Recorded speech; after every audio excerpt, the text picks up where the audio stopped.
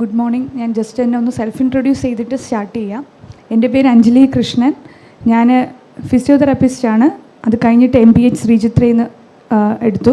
So physiotherapist, public health professional, പിന്നെ palliative care activist എന്ന് ഞാൻ തന്നെ എന്നെ വിളിക്കുന്നു. പക്ഷേ അതിൽ ഞാനിപ്പോൾ വർക്ക് ചെയ്തുകൊണ്ടിരിക്കുന്നതേ ഉള്ളൂ. പക്ഷേ ഞാൻ എന്നെ വിമൽകുമാർ എന്ന് വിളിക്കുന്ന പോലെ ഞാൻ എന്നെ തന്നെ പാലിയേറ്റീവ് കെയർ ആക്ടിവിസ്റ്റ് എന്ന് വിളിക്കുന്നു. അപ്പം ഒരു ട്രൈ പാർട്ടൈറ്റ് റോൾ എന്നുള്ള ഒരു ഇതിലാണ് ഞാൻ എന്നെ നോക്കിക്കാണുന്നത്. Like as A physiotherapist, as A public health professional, as A palliative care activist. അപ്പോൾ ഞാൻ പറഞ്ഞതുപോലെ PG കഴിഞ്ഞ് നേരെ ഞാൻ പാലിയം ഇന്ത്യയിൽ രാജഗോപാൽ സാറിൻ്റെ കൂടെയാണ് ഞാൻ വർക്ക് ചെയ്യാൻ എനിക്ക് ഓപ്പർച്യൂണിറ്റി കിട്ടിയത്. അപ്പോൾ ഞാൻ 1 വർഷം അവിടെ വർക്ക് ചെയ്തു. ഈ പറഞ്ഞതുപോലെ ഒരു as A public health professional ഞാൻ MBBS അല്ല. അപ്പം എനിക്കൊരു ഹെൽത്ത് സിസ്റ്റം എക്സ്പീരിയൻസ്, അതായത് എൻ്റെ ഒരു കരിയർ ഡെവലപ്പ് ചെയ്യാനും ഒക്കെ എനിക്കൊരു ഹെൽത്ത് സിസ്റ്റം എക്സ്പീരിയൻസ് വേണം.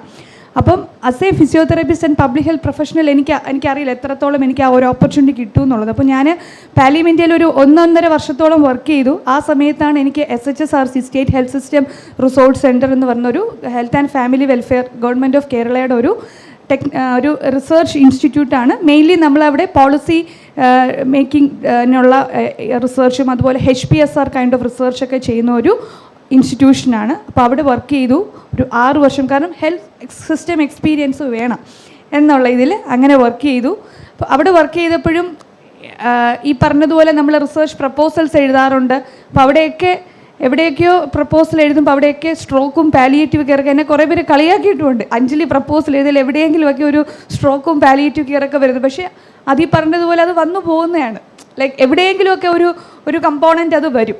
അപ്പോൾ അങ്ങനെ അവിടെ വർക്ക് ചെയ്തിട്ട് ദെൻ കുറച്ച് ഹെൽത്ത് സിസ്റ്റം എക്സ്പീരിയൻസായി തിരിച്ച് പാലിയം ഇന്ത്യയിലേക്ക് ജോയിൻ ചെയ്തു. അപ്പം ഇവിടെ SHSRCയിൽ വർക്ക് ചെയ്ത സമയത്താണ് PhD അത് രവി സാർ നമ്മളിങ്ങനെ കുറേ ഇൻറ്ററാക്ട് ചെയ്തു. അപ്പം PhDയിലേക്ക് എടുക്കാം എന്നൊരു ഡിസിഷനിലേക്ക് വന്നു. അപ്പോഴും ഈ പറഞ്ഞതുപോലെ എനിക്ക് അത് PhD ടോപ്പിക്കൊന്നും അന്നൊന്നും സ്ട്രോക്ക് റിഹാബൊന്നും ഈ പേഴ്സൺ സെൻട്രിക് ഒന്നും ഇല്ലായിരുന്നു മനസ്സിൽ. പക്ഷേ എനിക്ക് ഇത്രയേ ഉണ്ടായിരുന്നുള്ളൂ.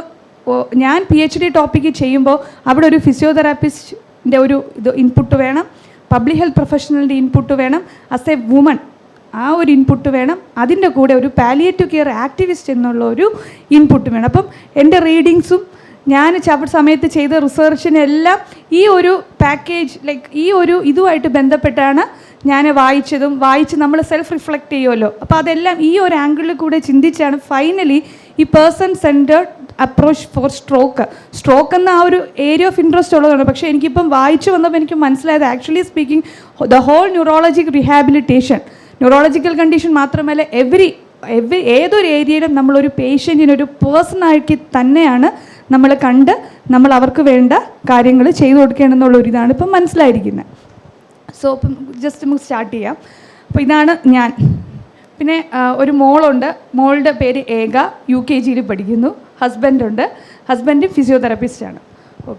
അപ്പോൾ പിന്നെ ഒരു കാര്യം പറയുന്നതിന് മുന്നേ ഒരു കാര്യം കൂടെ പറഞ്ഞോട്ടെ. അതായത് എൻ്റെ ഒരു ലൈഫ് എന്ന് പറയുന്നത് രാവിലെ എണീക്കുന്നു, എല്ലാവരെയും പോലെ ഓടിപ്പടച്ച മോളെ സ്കൂളിലാക്കുന്നു, തിരിച്ച് ഓഫീസിലേക്ക് SHSRC, ഇപ്പോൾ പാലിയത്തിലേക്ക് വരുന്നു, എന്തൊക്കെയോ അവിടെ കാണിച്ചു കൂട്ടുന്നു, തിരിച്ച് വീട്ടിൽ പോകുന്നു. രാത്രിയാണ് ശരിക്കും പറഞ്ഞാൽ എൻ്റെ PhD കാര്യങ്ങൾ നമ്മൾ ടയേർഡാവും. പക്ഷേ എങ്കിൽ പോലും നോക്ടേണലാണ്. ഒരു 10:11 ആകുമ്പോഴാണ് എനിക്ക് ഈ ആശയങ്ങളൊക്കെ വരുന്നതും എനിക്കല്ലാതെ പറ്റുന്നില്ല. അപ്പം ഈ സാറ് നേരത്തെ പറഞ്ഞതുപോലെ ഞാൻ ഈ കാര്യങ്ങളൊക്കെ ഇങ്ങനെ ഓടിപ്പടച്ച് ചെയ്യുന്നുണ്ട്. സൺഡേ ഫ്രീ കിട്ടിയാലോ അപ്പോൾ അതിൻ്റേതായിട്ടുള്ള വേറെ കുറേ കാര്യങ്ങൾ കാണും. അപ്പോൾ അറിയുന്നില്ല. ഞാൻ രാവിലെ പറഞ്ഞതുപോലെ ഞാൻ വളരെ യാന്ത്രികമായിട്ട് എന്തൊക്കെയോ ചെയ്യുന്നു. അപ്പം എൻ്റെ ഒരു PhDയുടെ ഫോർമേറ്റീവ് റിസർച്ചിൻ്റെ പാർട്ടായിട്ട് ഞാൻ 230ഓളം സ്ട്രോക്ക് സർവൈവേഴ്സിൻ്റെ വീട്ടിൽ പോയി. ശരിക്കും പറഞ്ഞാൽ നമുക്ക് ഡേറ്റ കളക്ഷൻ, നമുക്ക് എല്ലാ സ്ട്രോക്ക് സർവീസിനും വീട്ടിൽ പോകണമെന്ന് നിർബന്ധമൊന്നുമില്ല. നമുക്ക് ഡേറ്റ കളക്ടേഴ്സിന് വെച്ച് കഴിയും. പക്ഷേ പേഴ്സണലി എനിക്കൊരു ഇൻട്രസ്റ്റ് ഉള്ളതുകൊണ്ട് ട്രിവാൻഡ്രം ഡിസ്ട്രിക്റ്റാണ് പല ഏരിയാസിലുള്ള അർബൻ, സെമി അർബൻ, വളരെ റൂറൽ, റിമോട്ടായിട്ടുള്ള പല ഏരിയാസിൽ പോയിട്ട് 230 സ്ട്രോക്ക് സർവൈവേഴ്സിൻ്റെ വീട്ടിൽ പോയി. 230 ജീവിത കഥകളാണ്.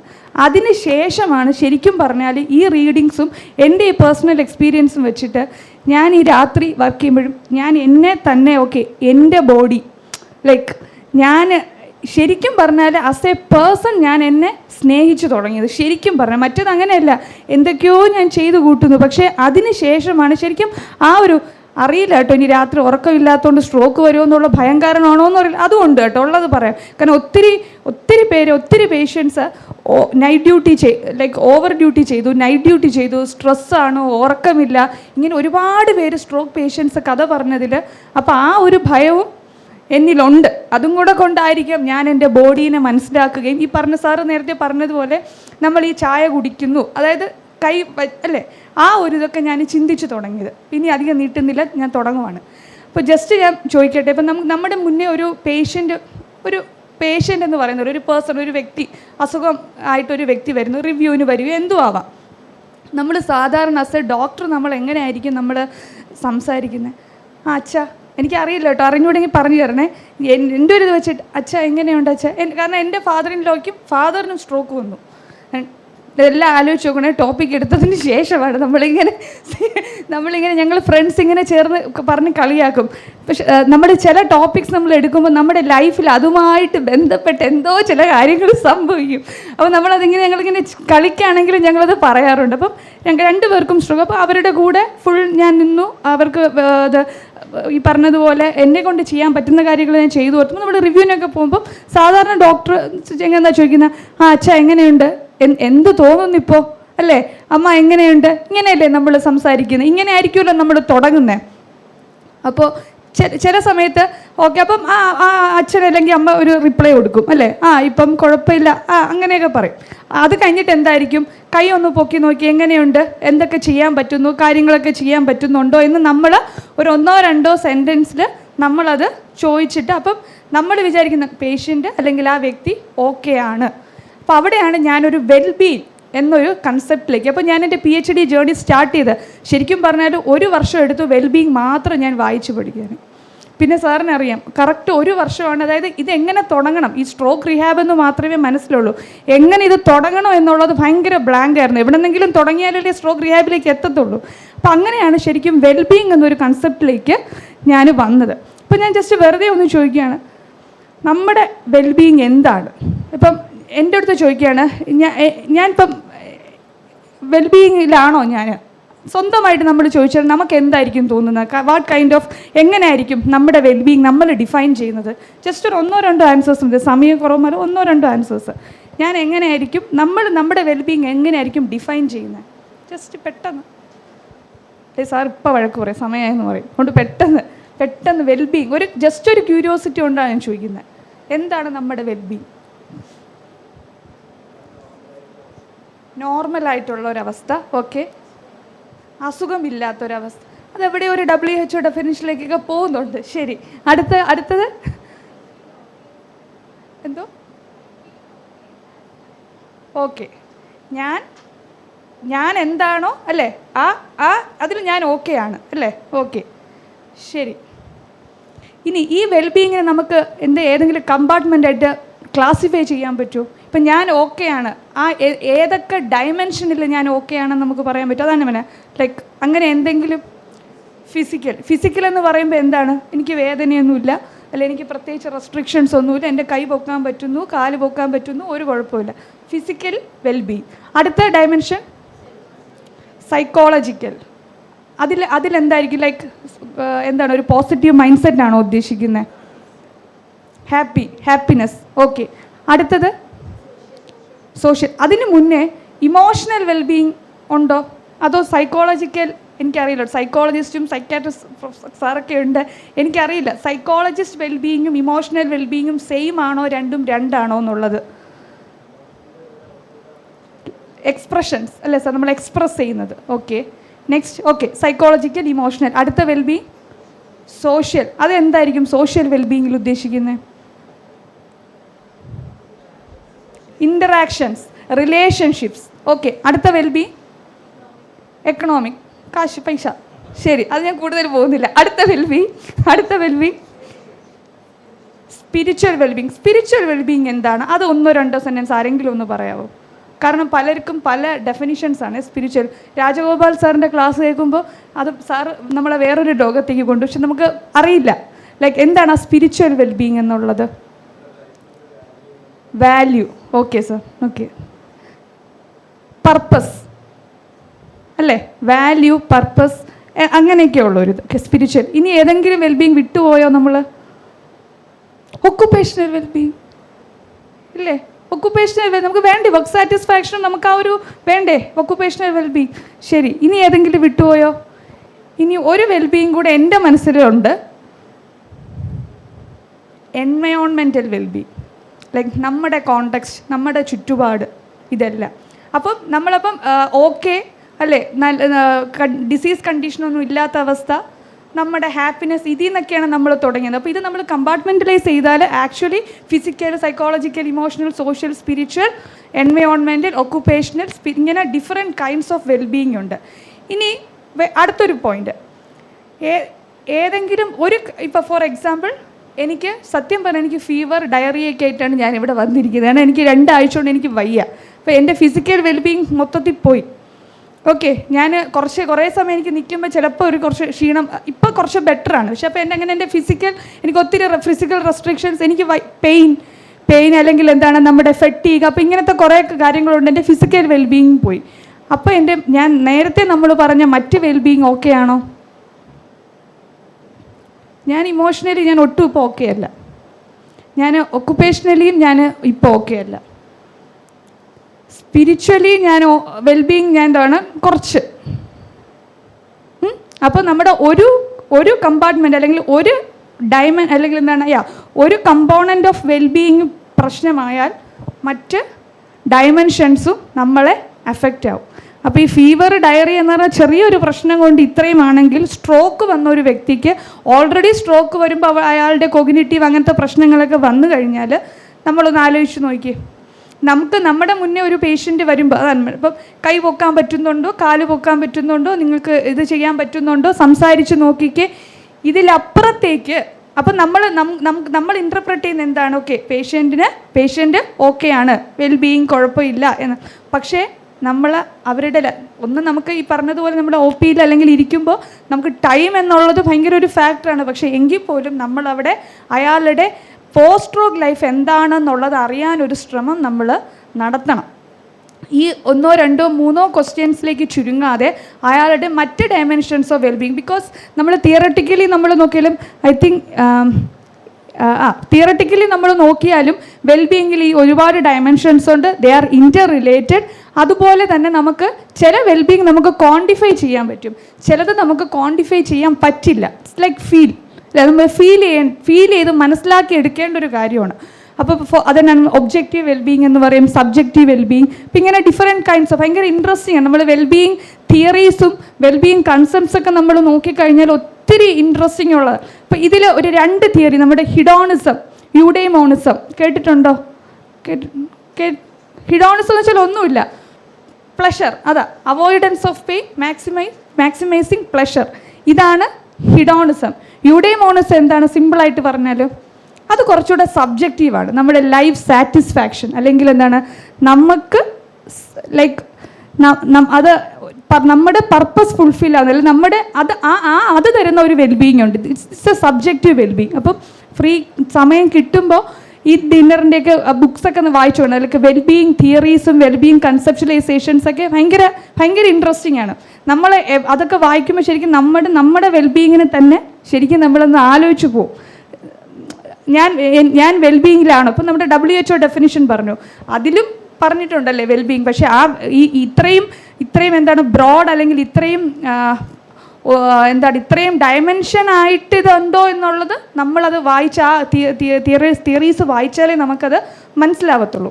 അപ്പം ജസ്റ്റ് ഹെൽത്ത് എന്ന് പറയുമ്പോൾ WHO തന്നെ എന്താ പറഞ്ഞിരിക്കുന്നത്? It's A state of like wellbeing അല്ലേ. ഞാൻ ഈ പറഞ്ഞ രീതിയിലുള്ള ഫിസിക്കൽ ഈ കൈൻഡ് ഓഫ് എല്ലാ വെൽബീയിങ്സും ഒരു ഹോളിസ്റ്റിക് കൈൻഡ് ഓഫ് ജസ്റ്റ് ഒരു ആബ്സെൻസ് ഓഫ് അല്ലെ, just not merely the absence of disease, these kind of wellbeing. അപ്പോൾ വെൽബീയിങ് എന്ന് പറയുന്നത് ഒരു ഇൻഡിവിജ്വലിനെ സംബന്ധിച്ചിടത്തോളം, പേഷ്യൻറ്റുകൾ ഒരു ഇൻഡിവിജ്വലിനെ സംബന്ധിച്ചിടത്തോളം ഒരു ബേസിക് ആയിട്ടുള്ള ഒരു കാര്യമാണ്. അപ്പം ഹെൽത്ത് എന്ന് പറയുമ്പോൾ നമ്മൾ ഞാൻ നേരത്തെ ചോദിച്ചു, അച്ഛൻ എങ്ങനെയുണ്ട്, അച്ഛൻ്റെ ആരോഗ്യം എങ്ങനെയുണ്ട്? അവിടെ ആരോഗ്യം ആണോ അതോ വെൽബീയിങ് ആണോ? ബേസിക് കൺസെപ്റ്റ് അല്ലെങ്കിൽ the basic thing or basic unit of health is wellbeing actually. So ഇതാണ് നമ്മുടെ ഒരു ഹെൽത്തിൻ്റെ തന്നെ ഒരു അപ്പം പിന്നെ നമ്മൾ ഈ quality of life good quality of life നമുക്ക് EQ കുറേ ഒത്തിരി ടൂൾസൊക്കെ ഉണ്ടല്ലോ. അപ്പം ഇതെല്ലാം ഈ ക്വാളിറ്റി ഓഫ് ലൈഫിൻ്റെ എല്ലാത്തിൻ്റെയും ഒരു ബേസിക് എന്ന് പറയുന്നത് നമ്മുടെ വെൽബീയിങ് ആണ്. ഓക്കെ, അപ്പോൾ നമുക്ക് നേരെ സ്ട്രോക്കിലേക്ക് വരാം. ഇപ്പോൾ ഒരു സ്ട്രോക്ക് ഞാൻ ആ സ്പെസിഫിക് കണ്ടീഷൻ മാത്രമേ പറയുന്നുള്ളൂ. ഇപ്പോൾ ഞാനൊരു 2-3 കേസസ് ജസ്റ്റ് ഒന്ന് എൻ്റെ പോയ എക്സ്പീരിയൻസ് എന്ന് പറയുവാണ്. ഒരു അച്ഛനൊരു 60-65 വയസ്സ് വരും. പുള്ളി പെട്ടെന്ന് നമ്മളിങ്ങനെ കുറേ ഇങ്ങനെ സംസാരിച്ചപ്പോൾ പുള്ളി ഓക്കെയാണ്. എൻ്റെ മനസ്സിൽ പുള്ളി ഓക്കെയാണ്. പുള്ളിക്ക് കൈ പൊക്കാൻ പറ്റുന്നുണ്ട്, നടക്കാൻ പറ്റുന്നുണ്ട്, പുള്ളിയുടെ ADL activities of daily living എല്ലാം ചെയ്യാൻ പറ്റുന്നുണ്ട്. പക്ഷേ അപ്പോൾ അവിടെ പുള്ളിയുടെ ഫിസിക്കൽ വെൽബീയിങ് മേ ബി ഒരു പരിധി വരെ സ്ട്രോക്കിന് ശേഷം നമ്മൾ മറ്റ് സ്ട്രോക്ക് കേസസൊക്കെ നമ്മളിങ്ങനെ കാണുമ്പോൾ ഒത്തിരി സിവിയർ കേസസ് കാണുമ്പോൾ നോക്കുമ്പോൾ പുള്ളി ഭയങ്കര 100% ഓക്കെയാണ്. പക്ഷേ കുറച്ച് കൂടുതൽ സംസാരിച്ച് വന്നപ്പോഴത്തേക്കുമാണ് മനസ്സിലായത് പുള്ളിക്ക് ഒരുപാട് റെസ്ട്രിക്ഷൻസ് ഉണ്ട് വീട്ടിൽ. മനസ്സിലായല്ലോ, ഒരുപാട് റെസ്ട്രിക്ഷൻസ്. അത് പിന്നെ ആ പുള്ളിയുടെ വൈഫും മക്കളുമായിട്ടൊക്കെ ഞാൻ സംസാരിച്ചു. അവർക്ക് പേടിയാണ്, ശരിക്കും പേടി കൊണ്ടാണ്. അതായത് ട്രീറ്റിംഗ് ഫിസീഷ്യൻ പറഞ്ഞതും, ഫിസീഷ്യൻ ഞാൻ കുറ്റം പറയുന്നില്ല, ഫിസീഷ്യൻസ് പറഞ്ഞതും പിന്നെ അവരുടെ ബന്ധുക്കളും മറ്റു ആൾക്കാരും കേട്ടതും കണ്ടതും അങ്ങനെ ആ ഇൻട്രാക്ഷൻസിൽ നിന്ന് അവർ തന്നെ ഒരു സ്റ്റോറി ഉണ്ടായി. അതായത് അച്ഛൻ ഇത് ചെയ്യാൻ പാടില്ല, അച്ഛന് ഇത് സ്ട്രോക്ക് വന്നതാണ്, അച്ഛൻ ഇതൊന്നും ചെയ്യാൻ പാടില്ല, പുള്ളിക്ക് വെൽബീയിങ് ഉണ്ടോ? നമ്മൾ നെക്സ്റ്റ് റിവ്യൂവിന് വരുമ്പോഴത്തേക്കും എങ്ങനെയുണ്ടെന്ന് ചോദിക്കുമ്പോൾ ഓക്കെയാണ്. പക്ഷേ പുള്ളിയുടെ മനസ്സിൽ എന്താണ് ഇത്രയും കാര്യങ്ങൾ റെസ്ട്രിക്ഷനാണ് പുള്ളിക്ക് ഇല്ല.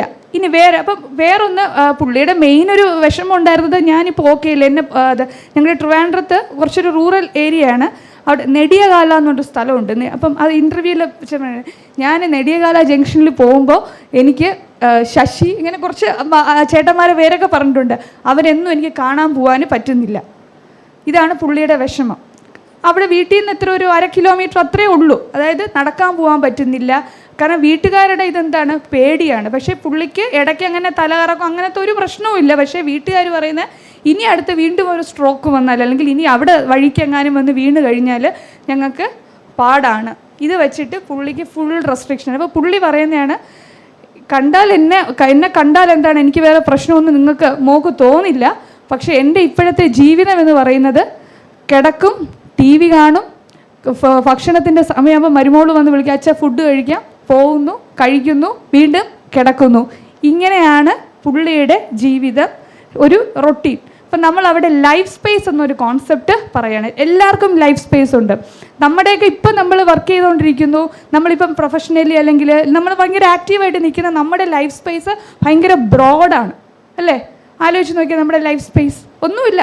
നമ്മുടെ ലൈഫ് സ്പേസ് എന്ന് സിമ്പിളായിട്ട് പറഞ്ഞാൽ ഞാനും എൻ്റെ എൻവയോൺമെൻറ്റ് ഇൻറ്ററാക്ഷൻസ് ഇങ്ങനത്തെ ഒരു സംഭവമാണ് ലൈഫ് സ്പേസ്. അത് തിയറി കുറച്ചുകൂടെ ഇൻട്രസ്റ്റിംഗ് ആണ്. ഫ്രീ ആയിട്ടുമ്പോൾ വായിക്കുക. ഞാൻ സമയക്കുറവുകൊണ്ട് പെട്ടെന്ന് പറഞ്ഞു പോകുന്നതാണ്. അപ്പം നമ്മുടെ ലൈഫ് സ്പേസ് ഭയങ്കര ബ്രോഡാണ്. എനിക്കൊരു സ്ട്രോക്ക് വന്നാൽ എൻ്റെ ഈ ലൈഫ് സ്പേസ് ഇങ്ങനെ തന്നെ നിൽക്കുമോ? ചുരുങ്ങി ഒരു വീടിനുള്ളിൽ അല്ലെങ്കിൽ ഒരു റൂമിനുള്ളിലായിട്ട് അതങ്ങ് ചുരുങ്ങിപ്പോവും. ഇതേ സെയിം പ്രശ്നമാണ്. അപ്പം തിയറി പറയുന്നത് ഞാൻ ആ തിയറിയെ പ്രാക്ടിക്കൽ ആ ഒരു ഇതും കൂടെ ഞാൻ കണക്ട് ചെയ്ത് പറയുകയാണ്. അപ്പം നമ്മുടെയൊക്കെ ലൈഫ് സ്പേസ് ഞാനിപ്പോൾ ഈ ജൂബിലി മിഷൻ ഇവിടെ വന്നില്ലേ, ഇത് എൻ്റെ ഒരു ലൈഫ് സ്പേസിൻ്റെ ഒരു പാർട്ടായിപ്പോൾ അല്ലേ? അപ്പം എനിക്കൊരു സ്ട്രോക്ക് വന്നാൽ ആരെങ്കിലും എന്നെ വിളിക്കുമോ? ഞാൻ ബെഡ്റിഡനായി, ആരെങ്കിലും എന്നെ വിളിക്കുമോ? ഇല്ല, ഞാൻ ബെഡ്റിഡനല്ല, ഞാൻ അത്യാവശ്യം ആക്റ്റീവായിട്ട് ഞാൻ നടക്കുന്നുണ്ട്. എൻ്റെ വീട്ടിൽ നിന്ന് എന്നെ സമ്മതിക്കുമോ? വേണ്ട, യാത്രയൊന്നും. പക്ഷേ അവരുടെ സൈഡിൽ നോക്കിയിട്ട് അപ്പം നമ്മൾ ചെയ്യേണ്ടത് ആസ് എ വ്യക്തി അല്ലെങ്കിൽ ആസ് എ പേഴ്സൺ എന്നുള്ള നിലയ്ക്ക് ആ വ്യക്തിയുടെ ഫീലിങ്സും ആ വ്യക്തിയുടെ നീഡ്സും ആ വ്യക്തിയുടെ പ്രിഫറൻസസും, ഈ വാക്കുകളൊക്കെ ഭയങ്കര ഇമ്പോർട്ടൻ്റ് ആണ്. നമ്മളൊരു പേഴ്സൺ സെൻറ്റേർഡ് അപ്രോച്ച് പറയുമ്പോൾ നീഡ്സ്, പ്രിഫറൻസസ്, കേപ്പബിലിറ്റീസ്, ഗോൾസ്, ഇതെല്ലാം. അപ്പം ഞാൻ കമ്പാഷനിലേക്ക് ഞാൻ കടക്കുന്നില്ല, കൊളീഗ്സ് ബാക്കി പറയും. അപ്പം ഇത് ഞാൻ ജസ്റ്റ് ചിന്തിക്കാനിടുന്നതേ ഉള്ളൂ. അപ്പം കമ്പാഷൻ നമ്മൾ ചിന്തിക്കുമ്പോൾ ഈ ടേംസൊക്കെ ഡെഫിനറ്റ്ലി നിങ്ങളുടെ മനസ്സിൽ വരും. അപ്പോൾ ഞാൻ ഈ ടേംസ് പറഞ്ഞു. അപ്പോൾ പേഴ്സൺ സെൻറ്റേർഡ് എന്ന് പറയുമ്പോൾ നമ്മൾ അവിടെ ആ വ്യക്തിയുടെ ഗോൾ എന്താണ്? ചെറിയ ഗോളായിരിക്കും. ഒരു വീട്ടമ്മയെ സംബന്ധിച്ചിടത്തോളം ഫെമിനിസം ആരെങ്കിലും ഉണ്ടെങ്കിൽ എന്നെ അടിക്കരുത്, പക്ഷെ ആ വീട്ടമ്മയുടെ ഹാപ്പിനെസ് കുക്കിംഗ് ആണ്. ഫെമിനിസം അവർ ചിലപ്പോൾ എന്നെ വഴക്ക് പറയും. പക്ഷേ ഞാൻ പറയും, ഞാൻ ആ വ്യക്തി എന്നുള്ള നിലയ്ക്ക് ഫെമിനിസ്റ്റ് അപ്രോച്ച് ഒന്നും ഞാൻ എടുക്കുന്നില്ല. ആ വീട്ടമ്മയുടെ സന്തോഷം എന്താണ്? എൻ്റെ കൊച്ചുമക്കൾക്ക് അവർക്ക് സ്കൂളിൽ നിന്ന് വരുമ്പോൾ ഇഷ്ടമുള്ള സ്നാക്ക് ഉണ്ടാക്കി കൊടുക്കുക, അല്ലേ? അല്ലെങ്കിൽ എന്നെ കൊണ്ട് ഈ പ്രായത്തിൽ എന്നെ കൊണ്ട് ചെയ്യാൻ പറ്റുന്ന സഹായം എൻ്റെ ജോലി ചെയ്യുന്ന മോനും മരുമോക്കും ചെയ്തു കൊടുക്കുക. ഇതാണ്. അപ്പോൾ ആ അമ്മയുടെ ലൈഫ് സ്പേസ് എന്ന് പറയുന്നത് കിച്ചൺ, ആ വീട്ടിലെ മറ്റും ആ വീട് ലൈഫ് സ്പേസ്. പിന്നെ മേ ബി ഈ പറഞ്ഞതുപോലെ എന്തെങ്കിലും ഈ ഫ്രണ്ട്സുമായിട്ട് ഇപ്പം അമ്പലത്തിൽ പോകുന്നതോ, അപ്പം അങ്ങനത്തെ ചെറിയ ഒരു ലൈഫ് സ്പേസാണ്. പക്ഷെ ആ ലൈഫ് സ്പേസും ഒരു കണ്ടീഷൻ വരുമ്പോൾ എന്താണ് ചുരുങ്ങി പോകുന്നത്. അപ്പോൾ അവിടെ അത് ശരിക്കും പറഞ്ഞാൽ അമ്മയ്ക്ക് അതേ ലൈഫ് സ്പേസ്, അമ്മയുടെ ഹെൽത്ത് കണ്ടീഷൻ വെച്ചിട്ട് മേ ബി അതേ ലൈഫ് സ്പേസ് കണ്ടിന്യൂ ചെയ്യാൻ അല്ലെങ്കിൽ മെയിൻറ്റെയിൻ ചെയ്യാൻ ആ അമ്മയ്ക്ക് എലിജിബിലിറ്റി ഉണ്ട്. ആരാണ് റെസ്ട്രിക്ഷൻ വയ്ക്കുന്നത്? ട്രീറ്റിംഗ് ഫിസിഷ്യനാണോ അല്ലെങ്കിൽ വീട്ടുകാരാണോ? അറിയില്ല. അപ്പം ശരിക്കും പറഞ്ഞാൽ അപ്പം നമ്മൾ ആ ഒരു പേഷ്യൻ്റ് റിവ്യൂവിനൊക്കെ വരുമ്പോൾ നമ്മൾ അവിടെയാണ് ആ ഒരു പേഴ്സൺ സെൻറ്റേഡ് അപ്രോച്ച്. ഞാൻ ആ വ്യക്തിയുടെ ഗോൾസ്, പ്രിഫറൻസസ്, ഈ പറഞ്ഞ നീഡ്സ്, കേപ്പബിലിറ്റീസ് ഇതെല്ലാം നമ്മുടെ മനസ്സിൽ ഉണ്ടായിട്ട് വേണം കാരണം നമ്മൾ എന്താണോ പറയുന്നത് അത് മാത്രമല്ല നമ്മുടെ ഈ കെയർ ഗീവേഴ്സ് നോക്കുന്ന. അവരുടേതായിട്ടുള്ള കുറച്ച് ഗൂഗിൾ സെർച്ചും അവരുടെ ഫ്രണ്ട്സിൻ്റെ അടുത്തൊക്കെ ചോദിച്ചിട്ട് അവർ തന്നെ ഒരു തിയറി ബിൽഡ് ചെയ്യുവാണ്. ഇത് ചെയ്യാൻ പാടില്ല, അത് ചെയ്യാൻ പാടില്ല. അപ്പോൾ അത് കുറേ കൂടെ എന്താണ് പേഷ്യൻറ്റിനെ ഈ പറഞ്ഞതുപോലെ ഫിസിക്കലി ആണെങ്കിലും ഇമോഷണലി എല്ലാം സ്പിരിച്വലി വെൽബീയിങ്ങിനെ വളരെ വളരെ വളരെ മോശമായിട്ട് തന്നെയാണ് അത് എഫക്റ്റ് ചെയ്യുന്നത്. ഇതൊരു കേസ്. വേറൊരു കേസ് ഞാൻ പറയാം. ഒരു അമ്മ ഹോം മേക്കറാണ്. അമ്മയ്ക്ക് എനിക്ക് തോന്നുന്നത് ഒരു 65, 67 അങ്ങനെ ഒരു വയസ്സുള്ള ഒരു അമ്മയാണ്, ഒരു പ്രായമായ ഒരു അമ്മ. അമ്മയുടെ വീട്ടിൽ ഈ മോനും മരുമോളും 2 കുട്ടികളും ഉണ്ട്. സ്കൂളിൽ പഠിക്കുന്ന 5ാം ക്ലാസ്സും 8ാം ക്ലാസ് അങ്ങനെ എന്തോ, ഒരു മോനും മോളും, കുഞ്ഞു മോളും. അപ്പം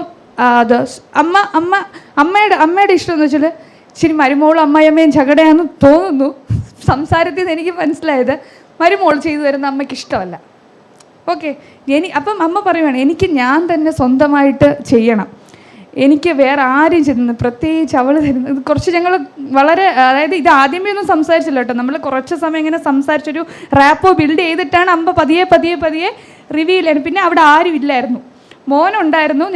ഞാൻ പോകുന്നു എന്ന് പറഞ്ഞിട്ട് മോൻ ആ സമയത്ത് ജോലി സൈറ്റിൽ നിന്ന് വന്നു. പക്ഷേ മോന് പുറത്ത്, ഞാൻ അമ്മയുടെ റൂമിലിരുന്നാണ് സംസാരിച്ചത്. അപ്പോൾ അമ്മ എല്ലാം ഇങ്ങനെ വളരെ നിർഗളമായിട്ട് അമ്മയുടെ വായിൽ നിന്ന് ഒരുപാട് കാര്യങ്ങൾ വന്നു. അപ്പോൾ അതിൽ അമ്മ പറഞ്ഞതാണ്, എനിക്ക് മരുമോള് തരുന്നത് എനിക്കിഷ്ടമല്ല, ഞാൻ തന്നെ എനിക്ക് കുക്ക് ചെയ്യണം. അതുപോലെ എൻ്റെ തുണി ആരും കഴുകുന്നത് എനിക്കിഷ്ടമല്ല. വാഷിംഗ് മെഷീനൊക്കെ ഉണ്ട് കേട്ടോ, എനിക്ക് വാഷിംഗ് മെഷീനിലൊന്നും എനിക്ക് തുണി ഇടണ്ട, ഞാൻ തന്നെ. അമ്മയുടെ ഒരു ലാംഗ്വേജ് ഉണ്ട്, മുക്കിപ്പിഴിഞ്ഞ് എനിക്ക് തന്നെ അശയിലും കൊണ്ടിടണം. അത് ആ അശയിൽ നിന്ന് മടക്കിയെടുത്ത് ഞാൻ തന്നെ തുണി മടക്കി അലമാരയ്ക്കകത്ത് വെക്കണം. ഇതൊക്കെയാണ് അമ്മയുടെ ആഗ്രഹങ്ങൾ. എന്നാൽ അമ്മയ്ക്ക് കേപ്പബിലിറ്റി ഉണ്ടോ? ഉണ്ട്. നമ്മുടെ നമ്മൾ ബയോമെഡിക്കൽ പെർസ്പെക്റ്റീവിൽ പറയുവാണെങ്കിൽ പവറൊക്കെ ഉണ്ട് അമ്മയ്ക്ക്. ഓക്കെ, അമ്മയ്ക്ക് അത് ചെയ്യാനുള്ള കേപ്പബിലിറ്റി ഉണ്ട്. അപ്പോൾ അവിടെയാണ് കേപ്പബിലിറ്റി ഉണ്ട്, അതിനെ മീനിങ് ഫുൾ ഫങ്ഷനിങ് ആക്കാനുള്ള ഒരു എൻവയോൺമെൻറ്റും സപ്പോർട്ടും അമ്മയ്ക്ക് അവിടെ ഉണ്ടോ? ഇതാണ് നമ്മുടെ എൻ്റെ മനസ്സിലുണ്ടായിരുന്നു. അങ്ങനെ സംസാരിച്ച് വന്നപ്പോഴത്തേക്കും ആദ്യമൊക്കെ കുറേ റെസ്ട്രിക്ഷൻസ് ഉണ്ടായിരുന്നു.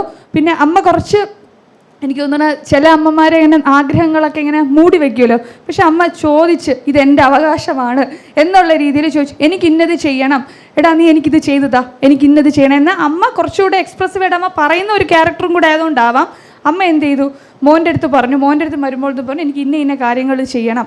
അവസാനം അവർ എന്ത് ചെയ്യുന്നു വെച്ചാൽ ഒരു റാമ്പ് ചെയ്തു കൊടുത്തു. കിച്ചണിൽ നിന്ന് മുറ്റത്തോട്ട് ഇറങ്ങാനൊരു റാമ്പ് ചെയ്തു കൊടുത്തു അമ്മയ്ക്ക്. പിന്നെ തുണി കഴുകാൻ വേണ്ടിയിട്ട് അമ്മ തന്നെ ഡെവലപ്പ് ചെയ്തൊരു ജുഗാഡ് കൈൻഡ് ഓഫ് ചെറിയ അമ്മ തന്നെ ഡെവലപ്പ് ചെയ്തൊരു ഇൻ്റർവെൻഷനാണ്. ബക്കറ്റിനെ മറിച്ച് വയ്ക്കുന്നു, ഒരു വലിയ ബക്കറ്റ് മേടിച്ചു, ബക്കറ്റിനെ മറിച്ച് വയ്ക്കുന്നു, അതിൻ്റെ പുറത്ത് തുണി വയ്ക്കുന്നു. അപ്പോൾ അമ്മയ്ക്ക് ഒരു ലോ സ്റ്റൂളുണ്ട്, ആ ലോ സ്റ്റൂളിൽ ഇരുന്നിട്ട് അമ്മയ്ക്ക് തന്നെ അമ്മയുടെ ഭാഷയിൽ പറഞ്ഞാൽ തുണി പിഴിഞ്ഞിട്ട് അമ്മ തന്നെ പതിയെ ബക്കറ്റ് കൊണ്ടുപോയിട്ട് റാമ്പ് വെച്ച് കൊടുത്തല്ലോ മക്കൾ, റാമ്പിൽ കൂടെ പതിയെ ഇറങ്ങി തുണി അശയിൽ വിരിക്കുന്നു. വൈകുന്നേരം ആകുമ്പോഴത്തേക്കും തുണി എടുക്കുന്നു, മടക്കുന്നു, അമ്മ തന്നെ അമ്മയുടെ അലമാരയിൽ കൊണ്ടുവയ്ക്കുന്നു. She is very happy. എന്നാൽ അമ്മയ്ക്ക് സ്ട്രോക്ക് വന്ന കുറച്ച് പ്രശ്നങ്ങളൊക്കെ ഉണ്ട്. പക്ഷേ അത് അത് അത് മാറ്റി വെച്ച് കഴിഞ്ഞാൽ പുള്ളിക്കാരി ഫിസിക്കൽ വെൽബീയിങ് ആണ്, പുള്ളിക്കാരിക്ക് ഇമോഷണലി ഭയങ്കര സന്തോഷമാണ്. പിള്ളേർ വരുമ്പോൾ ഇപ്പോൾ കിച്ചണും കുറച്ച് അവർ എർഗണോമിക് മോഡിഫിക്കേഷൻസ് ഒക്കെ ചെയ്ത് കൊടുത്തിട്ടുണ്ട്. അപ്പോൾ ഞാൻ നേരത്തെ പറഞ്ഞതുപോലെ പുള്ളിക്കാരിയുടെ ഗോൾ അല്ലെങ്കിൽ പുള്ളിക്കാരിയുടെ ആഗ്രഹം എന്ന് പറയുന്നത് ചെറിയൊരു ലൈഫ് സ്പേസ് ആണ്, ചെറിയ ചെറിയ ആഗ്രഹങ്ങൾ അത് ഫുൾഫിൽ ചെയ്യാൻ പറ്റുന്നുണ്ട്. അപ്പോൾ അവിടെ ഒരു പേഴ്സൺ സെൻറ്റേഡ് അപ്രോച്ച് വർക്കൗട്ടായി. അപ്പോൾ അവിടെ കൂടുതലും പുള്ളിക്കാരിയുടെ കൂടെ നിന്നത് ആരാണ്? ഫാമിലി മെമ്പേഴ്സാണ് അല്ലേ. ഇപ്പോൾ അവർ നേരത്തെ ഞാൻ പറഞ്ഞ കേസ് പോലെ അമ്മയ്ക്കൊന്നും ചെയ്യാൻ പറ്റില്ല, ഇവിടെ എന്താണ് ഒരു കുറവ്, ഞങ്ങളെല്ലാം വെച്ചിട്ടല്ലേ പോകുന്നത് എന്ന് പറഞ്ഞിട്ട് അമ്മ പോയാൽ ഈ പറഞ്ഞതുപോലെ അമ്മയ്ക്ക് ആ ഒരു വെൽബീയിങ് അല്ലെങ്കിൽ അമ്മ ഭയങ്കര ഒരു വിഷമല്ല, ഡിപ്രഷൻ പോലെ അങ്ങനെ എന്തെങ്കിലുമൊക്കെ ആയിപ്പോവും. പക്ഷേ പുള്ളിക്കാരിയുടെ ആ ഒരു എക്സിസ്റ്റിംഗ് കേപ്പബിലിറ്റീസ് കൊണ്ട് she is able to convert their capability into meaningful functioning. അവിടെയാണ് നമ്മൾ നമ്മുടെ തിയറിറ്റിക്കൽ അമർത്യ സെൻ്റെ കേപ്പബിലിറ്റി അപ്രോച്ചൊക്കെ നോക്കുമ്പോൾ നമ്മൾ ഇതുമായിട്ട് റിലേറ്റ് ചെയ്താൽ നമുക്ക് അതാണ് മനസ്സിലാവുന്നത്. She has some capabilities and she is able to convert that capabilities into meaningful functionings with the help of the family members, treating physician അല്ലേ. അപ്പോൾ അവിടെ ശരിക്കും പറഞ്ഞാൽ അമ്മയുടെ പ്രിഫറൻസസ് കൺസിഡർ ചെയ്തു അല്ലേ, അമ്മയുടെ ഗോൾ കൺസിഡർ ചെയ്തു, അമ്മയുടെ നീഡ്സ് കൺസിഡർ ചെയ്തു, അമ്മയുടെ കേപ്പബിലിറ്റീസ് കൺസിഡർ ചെയ്തു. അപ്പോൾ ഒരു പേഴ്സൺ സെൻറ്റേഡ് അപ്രോച്ച് ആണോ എന്ന് ചോദിച്ചാൽ ശരിക്കും പറഞ്ഞാൽ പേഴ്സൺ സെൻറ്റേഡ് അപ്രോച്ച് ആണത് അല്ലേ. നമ്മൾ തിയറി മാറ്റി വെച്ച് കഴിഞ്ഞാൽ ഈ ഞാൻ പറഞ്ഞ സ്റ്റോറിയുമായിട്ട് കണക്ട് ചെയ്ത് നോക്കിയാൽ പേഴ്സൺ സെൻറ്റേഡ് അപ്രോച്ചാണ്. ലാസ്റ്റ് ഒരു കേസും കൂടെ പറയാം. ഒരു അച്ഛനുണ്ടായിരുന്നു, ആ അച്ഛൻ ഈ പറഞ്ഞതുപോലെ വീട്ടിൽ നിന്ന് കുറച്ച് റെസ്ട്രിക്ഷൻസ്, ഇതുപോലെ ഒത്തിരി റെസ്ട്രിക്ഷൻസ് ഉണ്ടായിരുന്നു. സൂയിസൈഡൽ ഐഡിയേഷൻസ് ഉണ്ടായിരുന്നു ആ പേഷ്യൻറ്റിന്. പക്ഷേ ഈ പരിചയത്തിലൊരു റീഹാബിലിറ്റേഷൻ ഫിസിയോതെറാപ്പിസ്റ്റ്, പുള്ളിക്കാരൻ കുറച്ചുകൂടെ ഒരു പേഴ്സൺ സെൻറ്റേഡ് അപ്രോച്ചുള്ള ഒരാളാണ്, ഫ്രണ്ടാണ്. അപ്പോൾ അങ്ങനെ മനസ്സിലായതാണ്. സംസാരിച്ചപ്പോഴത്തേക്കും ഈ പറഞ്ഞതുപോലെ നമ്മൾ ഫിസിയോതെറാപ്പിസ്റ്റ് എന്താണ് ചെയ്യുന്നത്, ലൈക്ക് അവരുടെ പവർ അസസ് ചെയ്തിട്ട് അവർക്ക് ചെയ്യാൻ പറ്റുന്ന കുറച്ച് എക്സസൈസൊക്കെ, പുള്ളി കുറച്ചുകൂടെ ഒരു പേഴ്സൺ സെൻറ്റേഡ് അപ്രോച്ചുള്ള ഒരാളായിരുന്നു.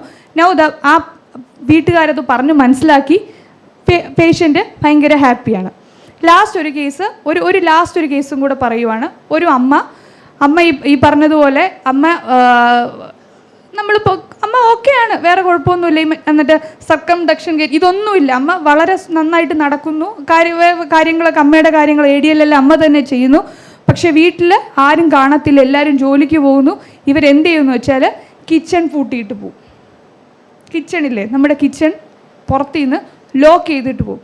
അമ്മയെ സംബന്ധിച്ചിടത്തോളം അത് ഭയങ്കര അതായത് എന്നോട് അമ്മ ചോദിക്കുകയാണ്, എന്നെ കണ്ടിട്ട് മോക്ക് എന്തെങ്കിലും കുറവായിട്ട് തോന്നുന്നുണ്ടോ? അപ്പം എനിക്ക് എസ്സും പറയാൻ വയ്യ, നോയും കാരണം അറിയില്ലല്ലോ അമ്മയുടെ മനസ്സിൽ എന്താണെന്നുള്ളത്. ഞാനിപ്പോൾ പറയുന്നില്ല, അമ്മ ഒന്നും എന്താ അമ്മ അങ്ങനെ എന്നോട് ചോദിച്ചതാണ്. അങ്ങനെ പറഞ്ഞു വന്നപ്പോഴാണ് ഇത് ഒരു ഭയങ്കര, അതായത് അമ്മയ്ക്ക് മറന്നുപോകും. അപ്പം അവിടെ ഒരു ഡൈലമയുണ്ട്. അമ്മയ്ക്ക് മറന്നുപോകും ഗ്യാസ് ഓഫ് ചെയ്യാൻ. അപ്പോൾ ഒരിക്കൽ എന്തോ ഒരു ഇൻസിഡൻറ്റും അങ്ങനെ സംഭവിച്ചു. അപ്പോൾ ഫിസീഷ്യനുമായിട്ടത് ഷെയർ ചെയ്തപ്പോഴത്തേക്കും പാടാണ്. പക്ഷെ നമുക്ക് അപ്പം നിങ്ങളൊന്ന് ആലോചിച്ച് നോക്കി, അത് എങ്ങനെ നമുക്കത് ഡീൽ ചെയ്യാം? അതായത് അടുക്കള പൂട്ടണോ, ഗ്യാസ് അല്ലേ കത്തും ചെയ്യണോ, അതോ എന്തായിരിക്കും നമ്മുടെ സൈഡിൽ നിന്ന് ഒരു പേഴ്സൺ സെൻറ്റേഡ് അപ്രോച്ചുള്ള ഒരു ഫിസീഷ്യൻ നൽകി നമുക്ക് എന്ത് അഡ്വൈസ്? അത് പറഞ്ഞിട്ടുണ്ട്. എനിക്ക് അവരോടൊന്ന് സംസാരിക്കണം, അതാണ് ഞാൻ ചോദിക്കുന്നത്. എനിക്കും അറിയില്ല ഇത് ആരുടെ ഭാഗത്ത് നിൽക്കണമെന്നുള്ളത്. ഞാൻ എപ്പോഴും അമ്മയുടെ ഭാഗത്താണ്. പക്ഷേ എങ്ങനെയായിരിക്കും നമുക്കത് ഡീൽ? ഇൻഡക്ഷൻ കുക്കർ മേടിച്ചാൽ മതി. ഓക്കെ, അടുത്ത് ഒരു 2-3 ആൻസേഴ്സ് തരുമോ? എന്താ സാർ? എന്തെങ്കിലും ചെയ്യാം. ശരി, ഗ്യാസ് മാറ്റണം. ഓക്കെ, ഞാനും ഒന്ന് ആലോചിച്ചിട്ട് ഞാനും അവരുമായിട്ട് അതായി പറഞ്ഞത് നമുക്ക്. അപ്പം നമ്മൾ ഈ സെഷൻ ഇപ്പോൾ കേട്ട് എല്ലാവർക്കും തോന്നി എന്താണ്, അമ്മയുടെ ആ ഒരു നീഡ്സ് എന്താണ് അത് നമ്മൾ കൺസിഡർ ചെയ്യണം. അപ്പം ഇത് കേട്ടപ്പം എവിടെയെങ്കിലും നമുക്ക് ഈ കേൾക്കുന്നവർക്ക് കമ്പാഷൻ ചിന്തിക്കാൻ പറ്റുന്നുണ്ടോ? ഞാൻ കമ്പാഷനെ കുറിച്ചൊന്നും ഞാൻ പ്രിപ്പയർഡ് അല്ല. ഞാൻ just a person centred approach. പക്ഷേ നെക്സ്റ്റ് അടുത്ത സെഷൻസ് വരുമ്പോൾ ഓട്ടോമാറ്റിക്കലി ഇത് ആ ഒരു ഇതിലേക്ക് കയറും. ഈ person centred approach principles, compassionate. ഇപ്പം നമ്മൾ വളരെ തിയററ്റിക്കൽ, ഞാൻ തിയറി ഒന്നും അധികം ഞാൻ പറയുന്നില്ല. ഞാൻ ഈ ലീവ്ഡ് എക്സ്പീരിയൻസ് ആണ് ഞാൻ പറയുന്നത്. ഓരോ 230 സ്ട്രോക്ക് സർവൈവേഴ്സിനും വളരെ യുണീക്കായിട്ടുള്ള ലീവ്ഡ് എക്സ്പീരിയൻസ് ആണ്. ഒന്ന് ഭയങ്കര വേർഡ്സാണ്. വേറൊരു സ്ട്രോക്ക് സർവൈവർ പറഞ്ഞാണ്, I am a half dead body. പുള്ളി ഇംഗ്ലീഷിലാട്ടോ പറഞ്ഞു, ഇങ്ങനെയാണ് പറഞ്ഞത്, I am a half dead body എന്നാണ് പറഞ്ഞത്. എന്ന് വെച്ചാൽ ഡെഡ് ബോഡി എന്ന് നോക്കിയപ്പോൾ കിടക്കുന്നു അല്ലേ, ഹാഫ് ഡെഡ് ബോഡി എന്ന് പറയുമ്പോൾ എന്താണ്, പകുതി പക്ഷെ എനിക്ക് കണ്ടിട്ട് പുള്ളി അങ്ങനെ പകുതി പകുതി മീൻസ് മരിച്ച അവസ്ഥയൊന്നും അല്ല സത്യം പറഞ്ഞാൽ. എല്ലാം ഓടി നടന്നൊക്കെ ചെയ്യുന്നുണ്ട് കാര്യങ്ങൾ. പക്ഷേ അത് അവിടെയാണ് ഞാൻ പറഞ്ഞത്, ഒരു പേഴ്സൺ സെൻറ്റേഡ് അപ്രോച്ച്. നമ്മളൊരു ഫിസിക്കൽ, ഒരു ബയോമെഡിക്കൽ പെർസ്പെക്റ്റീവിൽ നമ്മൾ ആ ഒരു ഫിസിക്കൽ അത് ചെയ്യാൻ പറ്റുന്നുണ്ടോ, ഇത് ചെയ്യാൻ പറ്റുന്നുണ്ടോ എന്നുള്ളതല്ലാതെ അതിൻ്റെ അപ്പുറത്തേക്ക് ഒരു ലൈഫ് വേൾഡ് ഉണ്ട്, ഒരു ലൈഫ് സ്പേസ് ഉണ്ട്. ആ വ്യക്തിക്ക്, നമ്മുടെ മുന്നിലിരിക്കുന്ന വ്യക്തിക്ക് ഒരു ലൈഫ് സ്പേസ് ഉണ്ട്. ആ ലൈഫ് സ്പേസ് നമുക്ക് എങ്ങനെ എപ്പോഴും നമ്മൾ പേഴ്സൺ സെൻറ്റേഡ് അപ്രോച്ച് തിയററ്റിക്കലി പറയുവാണെങ്കിൽ മെയിൻലി 3 പ്രിൻസിപ്പിൾസാണ് നമ്മളിപ്പോൾ കൺസെപ്ച്വലൈസ് ചെയ്തിരിക്കുന്നത്. ഒന്ന് എക്സിസ്റ്റൻഷ്യലിസം, ഒന്ന് humanism, and the other one is the phenomenology. Like existentialism എന്ന് പറയുമ്പോൾ തിയററ്റിക്കലി പറയുന്നില്ല, സിമ്പിൾ ഒരൊറ്റ സെൻറ്റൻസിൽ പറഞ്ഞാൽ yes I have a life after stroke, ഇത്രയേ ഉള്ളൂ. അപ്പം നമ്മൾ മുന്നിലിരിക്കുന്ന ഒരു വ്യക്തിക്ക് നമ്മൾ ആലോചിക്കണം, he has a life after stroke. അതെങ്ങനെ ആയിരിക്കണം? എപ്പോഴും ഇവരെന്താണ്, നമ്മൾ ഇവരുമായിട്ട് സംസാരിക്കുമ്പോഴത്തേക്കും pre stroke life, post stroke life, they are always connecting അല്ലേ, അവർ കമ്പയർ ചെയ്യും. പ്രീ സ്ട്രോക്ക് ഞാൻ അന്ന് അതൊക്കെ ചെയ്തു, ഇന്ന് ഇതൊക്കെ ചെയ്തു, അപ്പോൾ അന്ന് ചെയ്ത പല കാര്യങ്ങളും ഇന്ന് പുള്ളിക്ക് ചെയ്യാം. ഒന്ന് പുള്ളിയുടെ ആ ഒരു ഫിസിക്കൽ അല്ലെങ്കിൽ അതിൻ്റെ ഒരു കോംപ്ലിക്കേഷൻ കൊണ്ടാകാം, ചിലത് എന്താകാം, നമ്മൾ ഒരു അസുഖക്കാരനാണ് അല്ലെങ്കിൽ ഒരു അസുഖമായ ഒരു അച്ഛനാണ്, അമ്മയാണ്, നമ്മൾ തന്നെ ഇമ്പോസ് ചെയ്യുന്ന കുറേ റെസ്ട്രിക്ഷൻസ് കാണും അല്ലേ. സോ അപ്പം അതുകൊണ്ട് തന്നെയാണ് നമ്മൾ അവിടെ ആ എക്സിസ്റ്റൻഷ്യലിസം എന്ന പ്രിൻസിപ്പിളിലേക്ക് yes that individual has a life after stroke എന്ന് പറയുന്ന അപ്പോൾ ആ എക്സിസ്റ്റൻഷ്യലിസത്തിനകത്ത് ഒത്തിരി പ്രിൻസിപ്പിൾസ്, ഒത്തിരി കുട്ടി കാര്യങ്ങൾ വരുന്നുണ്ട്. ലൈക്ക് ഓട്ടോണോമി, ഓക്കെ, ജസ്റ്റിസ്, അതുപോലെ ഹൊറിസോണ്ടലൈസേഷൻ, ഇങ്ങനെ ഒത്തിരി സമയം ഇതുകൊണ്ട് ഞാൻ അധികം തിയറി ഞാൻ പറയുന്നില്ല. പക്ഷേ ഈ ഒരു 3 ടേംസ് ആലോചിച്ചാൽ മതി. എക്സിസ്റ്റൻഷ്യലിസം, ഇപ്പോൾ yes that person has a life after stroke. പിന്നെ വരുന്നത് ഹ്യൂമാനിസം. ഒന്നുമില്ല, നമ്മൾ പറഞ്ഞു ആ വ്യക്തിക്ക് സ്ട്രോക്ക് കഴിഞ്ഞൊരു ജീവിതമുണ്ട്. ആ ജീവിതം ഞാൻ പുതിയ ഞാനാണ് അല്ലേ. ആ പോസ്റ്റ് സ്ട്രോക്ക് എന്ന വ്യക്തി പുതിയ ഞാനെന്ന് വെച്ചാൽ ഒത്തിരി ഫങ്ഷണൽ ലിമിറ്റേഷൻസ് കാണും. പക്ഷേ ആ ഫങ്ഷണൽ ലിമിറ്റേഷൻസിൽ നിന്നുകൊണ്ട് ഞാൻ എന്ത് ചെയ്യണം, ഞാനായിട്ട് മാറണം.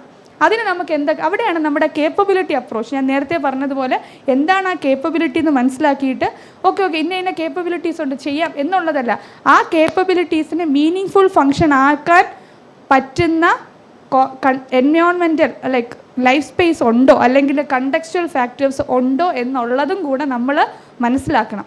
കാരണം നമ്മൾ ഈ പറയുന്ന ഓരോ പോയിൻറ്റും നമ്മുടെ കെയർ ഗീവർ അല്ലെങ്കിൽ നമ്മുടെ പേഷ്യൻ്റെ കൂടെ ഇരിക്കുന്ന വ്യക്തി കഴിഞ്ഞാൽ അവർ തന്നെ ഒരു തിയറി ശരിക്കും ഉണ്ടാക്കും. ഇത് ഇത്ര ഫിസീഷ്യൻ, അപ്പോൾ ഇതേ ചെയ്യാൻ കൊടുക്കണ്ട. ഫിസീഷ്യൻ ചിലപ്പോൾ പറയും കുറച്ചൊക്കെ നടക്കാൻ പോവാം, പക്ഷേ അവരുടെ തിയറിയിൽ എന്താണ് വേണ്ട, ഇനി ഒന്നും പാടില്ല, ഒരു റെസ്ട്രിക്ഷനും പാടില്ല എന്ന് പറഞ്ഞിട്ട് ആ വ്യക്തിയുടെ ലൈഫ് സ്പേസിനെ ഫുള്ളായിട്ട് എന്ത് ചെയ്യും, ചുരുക്കും. തേർഡ് വണ്ണാണ് ഫിനോമിനോളജി, ലീവ്ഡ് എക്സ്പീരിയൻസ്. അത് ഞാൻ ഈ പറഞ്ഞതുപോലെ 230 പേർക്കും 230 ലീവ്ഡ് എക്സ്പീരിയൻസ് ആണ് ഉള്ളത്.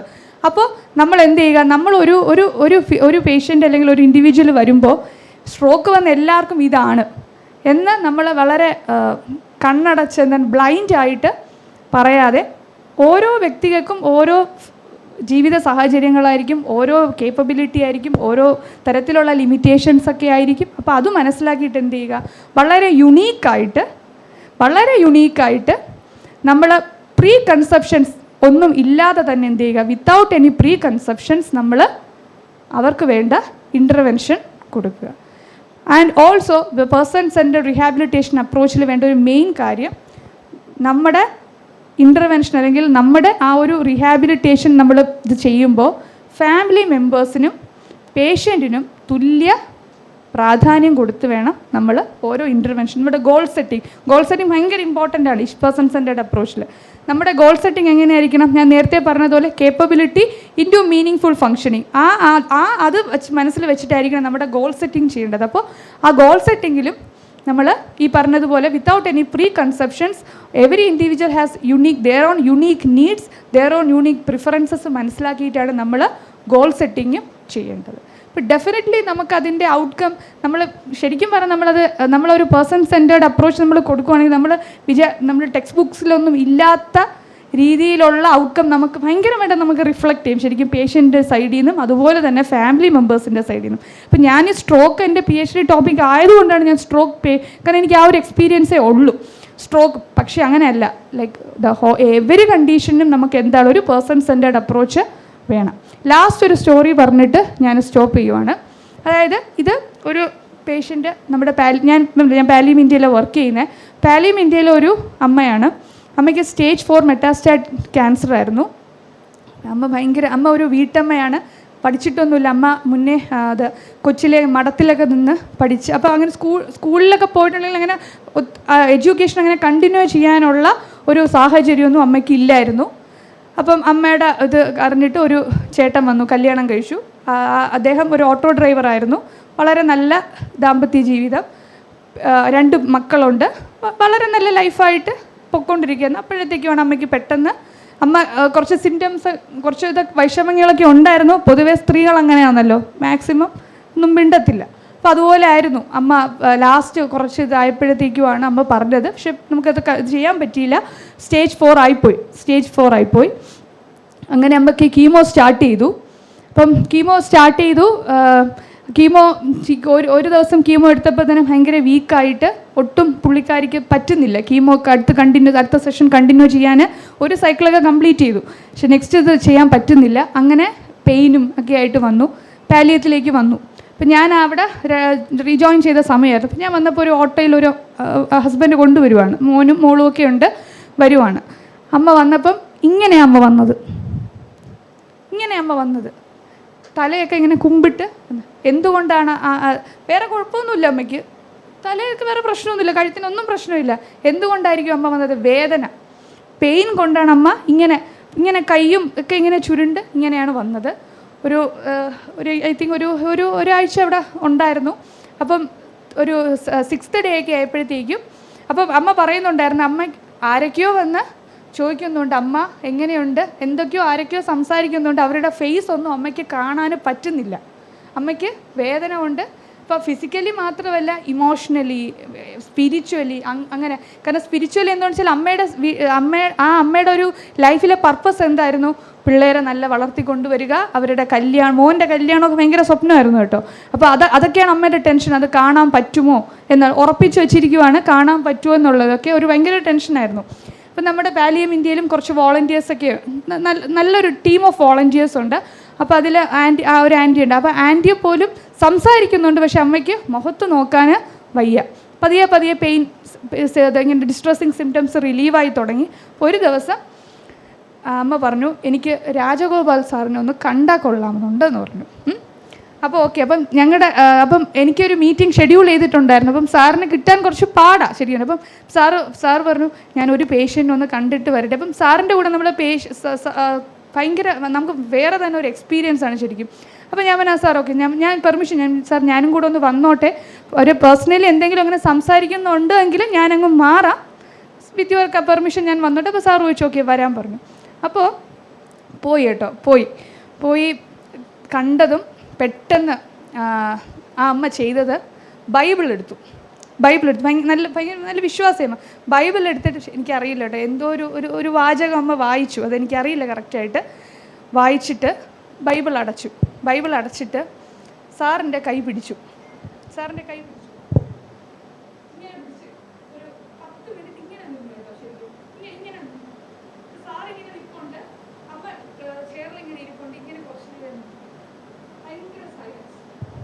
എനിക്ക് കരയണമെന്നുണ്ട്, എനിക്കറിയില്ല അത് എങ്ങനെ കരയുന്നത് എനിക്കതറിയില്ല. അവിടെ ആ ഒരു സന്ദർഭത്തിൽ ഞാൻ കരയുന്നത് ശരിയാണോ എന്നും എനിക്കറിയില്ല. ലൈക്ക് വലിയ ജാഡയിൽ ഭയങ്കര പേഴ്സൺ സെൻറ്റേർഡ് അപ്രോച്ചും സംഭവമൊക്കെ പറയുന്നത് ഞാൻ അവിടെ കരയുന്നത് എനിക്കറിയില്ല. പക്ഷേ ഞാൻ പിടിച്ചു നിന്നു. സാറ് അപ്പം അവിടെയാണ് സാറൊന്ന് തട്ടി പോലുമില്ല. അതായത് ആ ഇമോഷനിൽ നിന്ന് അവരേതോ ഒരു ഇമോഷണൽ ഒരു ഇതിൽ നിൽക്കുവാണ്. ആ അമ്മേനെ സാറ് ഡിസ്റ്റർബ് ചെയ്തില്ല. എത്ര സമയം വേണമെങ്കിലും ഞാൻ നിൽക്കാം എന്നുള്ള രീതിയിൽ സാർ അങ്ങനെ തന്നെ നിന്നു. അമ്മയും കരഞ്ഞില്ല, എനിക്കായിരുന്നു കരച്ചിൽ വന്നത്. അപ്പോൾ അമ്മയും കരഞ്ഞില്ല. അപ്പോൾ കുറേ നേരം ഭയങ്കര സൈലൻസ് ആയിരുന്നു. ആ ഒരു മൊമെൻറ്റ് അത് നമ്മൾ എക്സ്പീരിയൻസ് ചെയ്താലേ നമുക്ക് അതാണോ കമ്പാഷൻ അറിയില്ല. എനിക്കറിയില്ല. അത് എന്ത് തന്നെ ഒരു ഫീലാണോ എനിക്കിപ്പോഴും അതറിയില്ല. ലൈക്ക് അപ്പം ഭയങ്കര ഒരു സൈലൻസ് ആയിരുന്നു. കുറച്ചു നേരം കഴിഞ്ഞപ്പോഴത്തേക്കും അമ്മ ഒരു സെൻറ്റൻസ് പറഞ്ഞു. ആ സെൻറ്റൻസ് ഇതായിരുന്നു: ചിരിച്ചുകൊണ്ടുറങ്ങാനും ചിരിച്ചുകൊണ്ടുണരാനും പറ്റുന്നതാണ് ജീവിതത്തിലെ ഏറ്റവും വലിയ ഭാഗ്യം. അപ്പം ഇത് ചിലർക്ക് കേൾക്കുമ്പോൾ ഭയങ്കര തമാശയായിട്ട് തോന്നാം, പക്ഷെ എനിക്കത് ഭയങ്കര ഫിലോസഫി ആയിട്ടാണ് എനിക്ക് ഫീൽ ചെയ്തത്. അതായത് ഏതോ വലിയ മഹത് വ്യക്തികൾ പറയുന്ന പോലെ ഒരു പാവം മഠത്തിൽ നിന്ന് പഠിച്ച ഒരു വീട്ടമ്മ, അമ്മയ്ക്ക് വേറെ ഒന്നുമില്ല. അമ്മയുടെ ലൈഫ് സ്പേസ്, ഞാൻ നേരത്തെ പറഞ്ഞ ലൈഫ് സ്പേസ് എന്ന് പറഞ്ഞാൽ വളരെ ചുരുക്കമാണ്. അങ്ങനെ പ്രത്യേകിച്ച് ആൾക്കാരുമായിട്ട് വലിയ ഇൻ്ററാക്ഷൻ അങ്ങനെയൊന്നുമില്ല. അമ്മയെ പോലുള്ള കുറച്ച് ആൾക്കാരും അവരുടെ റിലേറ്റീവ്സായിട്ട് ആ അമ്മയുടെ ഇൽനെസ്സാണ് ആ അമ്മയെ കൊണ്ട് ആ വേദനയാണ്, ഇൽനെസ്സല്ല ആ വേദന, അമ്മയുടെ ആ എക്സ്പീരിയൻസ്, ആ ലീവ്ഡ് എക്സ്പീരിയൻസാണ് അമ്മയുടെ വായിന്ന് ആ വാചകം വരുത്തിച്ചത്. അപ്പോൾ സാറൊന്നും മിണ്ടിയില്ല. സാറിങ്ങനെ കുറച്ച് നേരം അതാണ് ഈ ഒരു ഇപ്പം നമുക്കറിയില്ല, നമുക്ക് ഈ ഒ പിയിൽ നമ്മൾ ഇരിക്കുമ്പോൾ കൈയൊക്കെ എനിക്കറിയില്ല കേട്ടോ, സമയം നമുക്കത് കിട്ടത്തില്ല. ഇപ്പം സാർ എപ്പോഴും പറയും നമ്മളൊരു ഐ ടു ഐ കോണ്ടാക്റ്റ് വേണം. നമുക്ക് എത്ര സമയം ഇല്ലെങ്കിലും ജസ്റ്റ് സിംറ്റം എന്താണ് എന്നുള്ളതിനപ്പുറത്തേക്ക് നമുക്കൊരു ഐ ടു ഐ കോണ്ടാക്റ്റ് വേണം ഈ പറഞ്ഞതുപോലെ. അപ്പം ഇത് എത്രത്തോളം പ്രാക്ടിക്കലി പോസിബിൾ ആവുമെന്നും എനിക്കറിയില്ല. പക്ഷെ എനിക്ക് തോന്നുന്ന ഇവിടെ ഇരിക്കുന്നതിൽ കുറച്ച് പേരെങ്കിലും ഇതിനെക്കുറിച്ചൊന്ന് ചിന്തിക്കും. അടുത്ത നമ്മളൊരു മുന്നേ ഒരു പേഷ്യൻ്റ് വരുമ്പോൾ എന്നാണ് ഞാൻ വിശ്വസിക്കുന്നത്. കാരണം ഞാൻ തിയറീനേക്കാളും ഞാൻ ഈ ലീവ്ഡ് എക്സ്പീരിയൻസ് പറഞ്ഞത് ഇങ്ങനെയാണ് പേഷ്യൻസിൻ്റെ, അതായത് നമ്മൾ ഈ കാണുന്നതിൽ അപ്പുറത്തേക്ക് അവർക്കൊരു എന്താണ് ഒരു വെൽബീയിങ്ങും അവരുടേതായിട്ടുള്ള കുറേ ഇമോഷൻസും ഉണ്ട്. അപ്പം ഇദ്ദേഹം എന്താണ്, അപ്പം ഇതും കൂടെ ഞാൻ പറഞ്ഞു നിർത്താം. അങ്ങനെ അത് കുറച്ച് നേരം അങ്ങനെ സംസാരിച്ചു. അപ്പോൾ അത് കഴിഞ്ഞിട്ട് സാറിന് ചോദിച്ചു, ഇത് കയറിയിട്ട് അഞ്ജലിക്ക് എന്ത് തോന്നിയെന്ന് ചോദിച്ചു. ഞാൻ ഇത്രേ പറഞ്ഞുള്ളൂ. ഞാൻ 2 സെൻറ്റൻസ്, എനിക്ക് സാർ ഒന്ന് കരയാൻ തോന്നി, പക്ഷെ ഞാൻ കരഞ്ഞില്ല. എനിക്ക് എന്ത് വികാരം അവിടെ കാണിക്കണമെന്ന് എനിക്ക് അറിയില്ലായിരുന്നു. രണ്ടാമത്തേത് അമ്മ പറഞ്ഞത് വലിയൊരു ഫിലോസഫിയാണ്. സാർ അത് എഗ്രി ചെയ്തു. ശരിയാണ്, ഫിലോസഫിയാണത് അവർ പറഞ്ഞത്. അത് സാറും പറഞ്ഞു. ഞാൻ എത്രയോ പേഷ്യൻസിനെ കണ്ടിട്ടുണ്ട്, പക്ഷേ എനിക്കും സാറും ഇങ്ങനെ ഈ ഒരു രീതിയിൽ ചിന്തിച്ചിട്ടില്ല. കാരണം നമുക്ക് ചിരിച്ചുകൊണ്ട് ഉറങ്ങാനും ഉണരാനും പറ്റുന്നതാണ്. അതായത് വേദനയാണ് അവരെ അത് പറയിപ്പിച്ചത്. ഫൈനലി പുള്ളിക്കാരി കുറച്ച് ദിവസം അവിടെ കിടന്നു. പുള്ളിക്കാരി പറഞ്ഞു, ഇപ്പോഴാണ് ഞാൻ എന്നെ നോക്കുന്ന നേഴ്സിനെയും ഡോക്ടറിനെയും ഒക്കെ അവരുടെ ഫേസ് ഞാൻ ഇപ്പോഴാണ് കാണുന്നത്. ഭയങ്കര സന്തോഷമായിട്ട് ടാറ്റയൊക്കെ പറഞ്ഞിട്ട് അമ്മ തിരിച്ചു പോയി. 1 മാസം കഴിഞ്ഞപ്പോഴത്തേക്കും വീണ്ടും അമ്മയുടെ കണ്ടീഷൻ ഭയങ്കര സിവിയറായി. ഒരു എൻഡ് ഓഫ് ലൈഫ് കെയർ പോലെ തന്നെ അപ്രോച്ച് ആയിരുന്നു. അമ്മ തിരിച്ചു വന്നു. അപ്പം മകൻ്റെ കല്യാണം ഒരു ദിവസം അവർ ഫിക്സ് ചെയ്തിരുന്നു. അപ്പം ട്രീറ്റ് ചെയ്യുന്ന ഡോക്ടേഴ്സിനും എല്ലാവർക്കും the whole Pallium social office നമ്മുടെ ആ ഒരു ഹോൾ ടീം തന്നെ പറഞ്ഞു, മിക്കവാറും അമ്മ ആ ദിവസം വരെ പോകാൻ സാധ്യതയില്ല. കാരണം ദിവസം കഴിയുന്തോറും അമ്മയുടെ കണ്ടീഷൻ ഭയങ്കര ഭയങ്കര ഭയങ്കര ഭയങ്കര സിവിയർ ആയിക്കൊണ്ടിരിക്കുവാണ്. കല്യാണം നമുക്ക് പ്രീപോണ്ട് ചെയ്യാമെന്ന് പറഞ്ഞു. അമ്മ സമ്മതിക്കില്ല. അമ്മ പറഞ്ഞ് അവിടെയാണ് ഞാൻ അടുത്തൊരു പോയിന്റിലേക്ക് ഒരു ക്വസ്റ്റ്യൻ ഇട്ടിട്ട് ഞാൻ പോവുകയാണ്. അപ്പം അമ്മ സമ്മതിക്കുന്നില്ല. അപ്പം ഡോക്ടർ പറഞ്ഞു, ഇല്ല നമുക്ക് കുഴപ്പമില്ല, വീട്ടുകാർക്കും ഒരു പ്രശ്നമില്ല, റിലേറ്റീവ്സിന് കുഴപ്പമില്ല, നമുക്ക് കൊണ്ടുവരാം. അമ്മ പറഞ്ഞു, ഇല്ല ഞാൻ ജീവിക്കും, ഞാൻ അതുവരെ പോകും, ഞാൻ എന്തായാലും മകൻ്റെ കല്യാണം കണ്ടിട്ടേ ഞാൻ പോകത്തുള്ളൂ എന്ന് പറഞ്ഞു. അമ്മ അതായത് 2 വീക്സ് കിടപ്പുണ്ട്. അപ്പോഴും ഓരോ ദിവസം നമ്മുടെ സോഷ്യൽ ഓഫീസർ സംസാരിക്കുന്നുണ്ട്, പ്രീപോണ്ട് ചെയ്യാം. പക്ഷെ പിന്നെ ആയപ്പോഴത്തേക്കും ഓക്കെ അമ്മയുടെ ഇഷ്ടം എന്താണത്. പക്ഷേ നമുക്ക് ആർക്കും അവിടെ ഒരു പ്രതീക്ഷ ഇല്ലായിരുന്നു അമ്മ കല്യാണം കൂടുമെന്നുള്ളത്. പക്ഷേ 2 വീക്സ് കഴിഞ്ഞു, അമ്മ കല്യാണം കൂടി. അമ്മയുടെ ഒരു കല്യാണത്തിന് അത് പുള്ളിക്കാരിയുടെ ഒരു ആഗ്രഹമാണ്. പുള്ളിക്കാരിയുടെ കല്യാണത്തിന് പുള്ളിക്കാരി ഉടുത്ത സാരിയൊക്കെയാണ് ഉടുത്ത് കല്യാണമൊക്കെ കണ്ടു. അപ്പം നമ്മുടെ അവിടെ അഡ്മിറ്റാണ്. കല്യാണം കൂടാൻ വേണ്ടി തലേ ദിവസം വീട്ടിലേക്ക് പോയി. നെക്സ്റ്റ് ഡേ കല്യാണം കഴിഞ്ഞു. നെക്സ്റ്റ് ഡേ തിരിച്ചു വീണ്ടും നല്ല പെയിനായി വന്നു. അതിൻ്റെ നെക്സ്റ്റ് ഡേ ഡെത്തായി. അപ്പം ഞാൻ ചോദിക്കുന്നത്, നമ്മളിങ്ങനെ പറയും മരണം, നമ്മൾ സാധാരണ ഇങ്ങനെ വളരെ ഇതായിട്ട് പറയത്തില്ലേ, ദൈവം വിളിക്കും, ദൈവമാണ് തീരുമാനിക്കുന്നത്, ദൈവം വിളിക്കും, അപ്പം നമ്മൾ പോകണം. ശരിക്കും അതാണോ? എനിക്കറിയില്ല.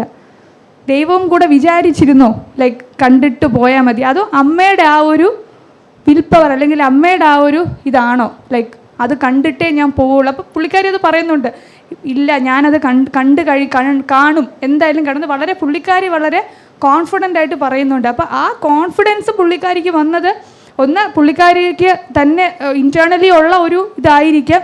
അതിൻ്റെ കൂടെ നമ്മുടെ ഒരു പേഴ്സൺ സെൻട്രിക് അപ്രോച്ചും അതവിടെ എവിടെയൊക്കെയോ അത് റിഫ്ലക്റ്റ് ചെയ്തു എന്ന് വേണം പറയാൻ. ഫൈനലി പുള്ളിക്കാരി ഡെത്തായി, പക്ഷേ പുള്ളിക്കാരിയുടെ വളരെ ഹാപ്പി ആയിട്ടാണ് പുള്ളിക്കാരി പോയത്. അത് ഞങ്ങൾക്ക് ഭയങ്കര കോൺഫിഡൻ്റ് ആയിട്ട് പറയാം. കാരണം ആ ഒരു ജീവിതത്തിൽ ആ ഒരു സന്തോഷം അത് കണ്ടു, കുറച്ച് പെയിൻ അനുഭവിച്ചു, പക്ഷെ പിന്നെ ആയപ്പോഴത്തേക്കും പെയിൻ നമുക്ക് ഡിസ്ട്രസിങ് സിംറ്റംസ് ഒന്ന് കൺട്രോൾ ചെയ്ത് കൊണ്ടുപോകാൻ പറ്റി, കുഴപ്പമില്ല. അപ്പം ജസ്റ്റ് ഞാൻ നിർത്തുവാണ് ഇവിടെ. അപ്പം ഇത്രയും ഞാൻ പറയുന്നുള്ളൂ. പേഴ്സൺ സെൻട്രിക് അപ്രോച്ച് ഇതാണ്. ഞാൻ നേരത്തെ പറഞ്ഞ തിയറി കുറച്ച് പറഞ്ഞു, അതാണ് പേഴ്സൺ സെൻട്രിക് അപ്രോച്ച്.